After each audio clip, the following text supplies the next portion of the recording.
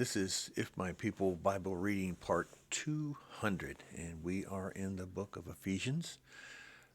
It was written shortly afterwards when Luke's book, his scroll was finished, 60-62 AD. And so I've been asked to raise the print a little bit, people who have small phones and iPads and so forth. So I want to read this introduction right out of the If My People Bible.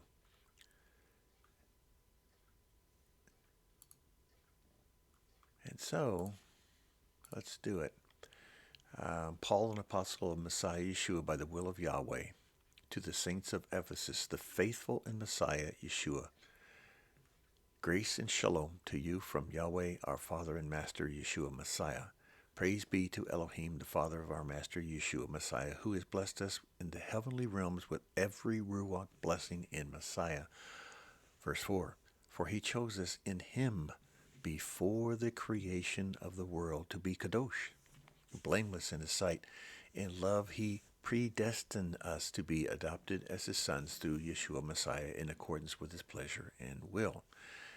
Now, having said that, I've been asked numerous times over, where do I get in the Bible about you are predestined, you are destined to be with the Father? And that also means if you're predestined or destined, that there are those who are not predestined or not destined.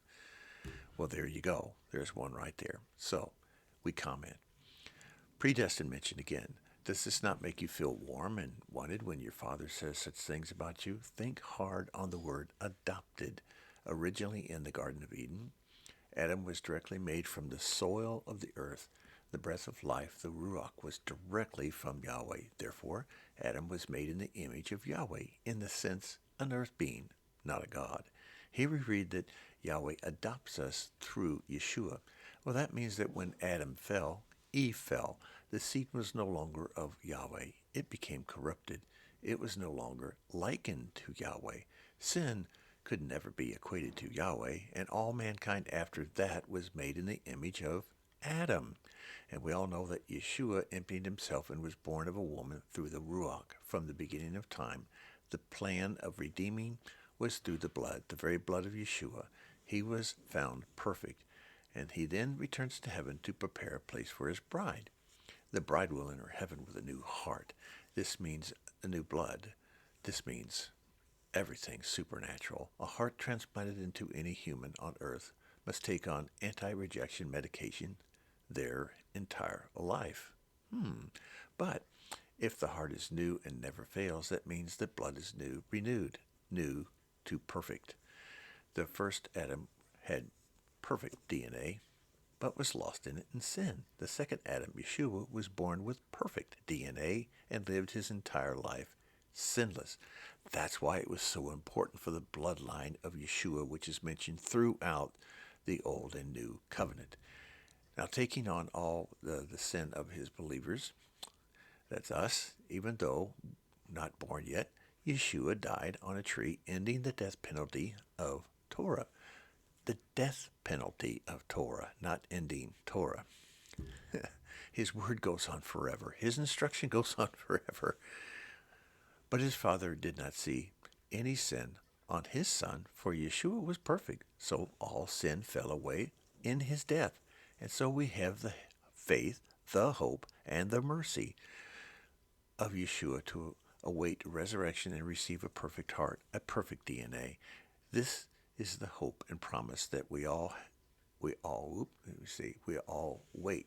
It is all about you and your Savior now. We all have been taught that the price of salvation is free. Now, faith is hearing and obeying of the word. It is free. We will produce fruit because a perfect Ruach HaKodesh living in us urges the soul to produce fruit. The fruit is proof that the soul is not controlled by sin. We will all come to the great whiter? Sorry about that.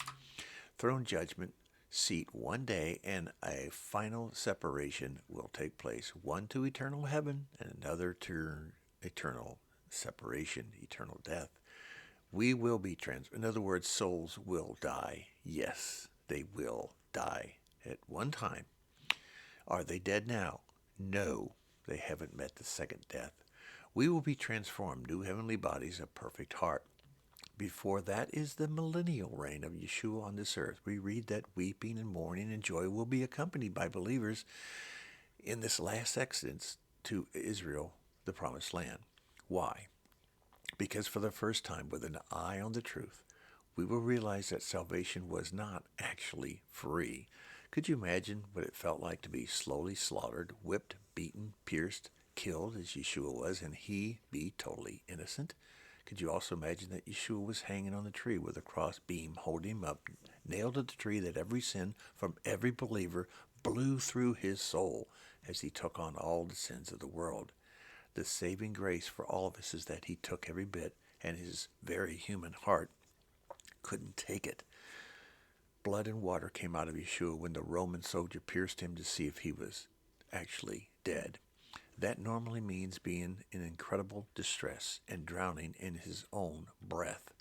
But praise Yahweh, because he was perfect in all ways, not one sin stuck on him, all past. And for this reason, predestination is a beautiful word. Verse 6, to the praise of his glorious grace, which he has freely given us in the one he loves. Comment, grace and mercy was often hidden in script in the Mikra. Now it is open and it is revealing. There we go. Back with you. It's a 6-minute introduction to Ephesians. And with that, Ephesians is another one of those that's a rather short book. And the first half is all the context of what goes on and how the people of Ephesians are and the history and the dynamics of that time. And then by the time we get to chapter 4 to the end of Ephesians, it's full of Torah. So we'll start with that full of Torah stuff with chapter 4, first sentence. As a prisoner for the master, then I urge you to live a life worthy of the calling you have received. Be completely humble, be gentle, be patient, bearing one another in love. Faith, hope, and charity are the three pillars. The greatest of these is charity, which is love. Love meaning it's a verb. It's not. It's a noun, but it's a verb. It's the fruit. It's an action word. It's doing something. It goes from potential energy, which we all have sitting, to kinetic energy, doing something. That is incredible Torah to the comments that we opened up with. That's why. That's what his salvation for us, which is free through his death, is conditional. There's one of the conditions right there. I've been told by so many pastors, ministerial alliances, when I was attending that everything is, Christ's death was unconditional. And a great majority of the pastors, it was like 25 against 1. So I would say great majority in this one meeting in Georgetown. It's 25 against 1.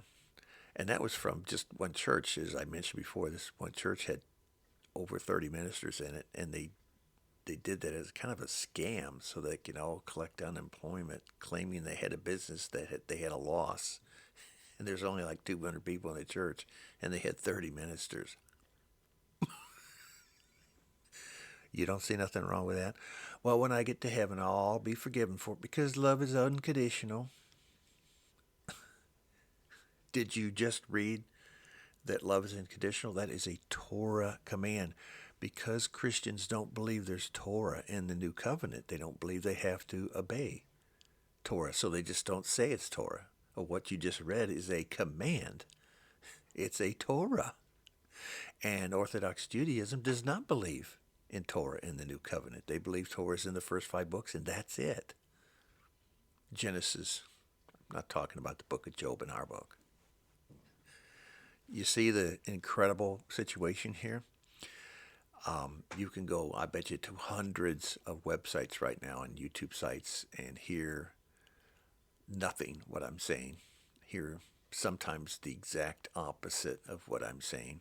And then somehow at the end they want you to click on the right hand side or see where click on the right hand side and put subscribe and ring the bell and I can send you some stuff. This is my business. I make a living. As I know a number of ministers, I don't do much at work on my regular job, and then on weekends I'm a minister at 1, 2, and 3 different churches, and I run from each place to the other, and I get between $400 and $800 per church per week on a Sunday, and then I sell my stuff on YouTube, and I make money on that, and whatever, and then everything I get is cash. I get love gifts from the church, so I don't have to report it on my income tax. Could you imagine the IRS looking at a church, seeing 30 different ministers getting 30 different salaries from one church of 200 people? How does that work? The same thing I was thinking when I'm sitting there listening. I'm going, is this real what I'm hearing? I'm almost 50 some odd years old back then, and I'm thinking, this is the first time I found that out. And no, I've lived most of my life studying all this as much as I can, and I never heard that before. So you'd be amazed what's out there that you think you know that you don't know, or don't know that you think you know. We'll do another one here. Chapter 4, verse 17. So I tell you this, and insist on it in Yahweh. Insist. Do you think that's a Torah command? That you must no longer live as the Gentiles do in the futility of their thinking. They are darkened in their understanding and separated from the life of Elohim because of the ignorance that was in them due to the hardening of their hearts. Well, that means that their hearts were hardened. So at one time that means their hearts were not hardened. Think about that. So the only way you can unharden a heart is that you turn right back on them and don't do what they do anymore. Don't do what they do. Instead, give them the love, which means give them love means do what you're supposed to do, and they will see the righteousness that's in you through the love of Yeshua. And they will unharden their hearts through the Ruach. The Ruach will come alive again. Will take active role and no longer be, that person will be managed on a daily basis by that quiet voice and not that screaming one on the other side of the shoulder that's always wanting nothing but chaos. Okay. We're going to do one more series on Ephesians, and then that'll be the book, and the rest of it is going to be almost all Torah coming up. So there's no Torah in the New Covenant, huh? And this one says, I insist on it. Yahweh saying, I insist. Okay. We'll see you at 2:01, and that's the book of Ephesians, okay?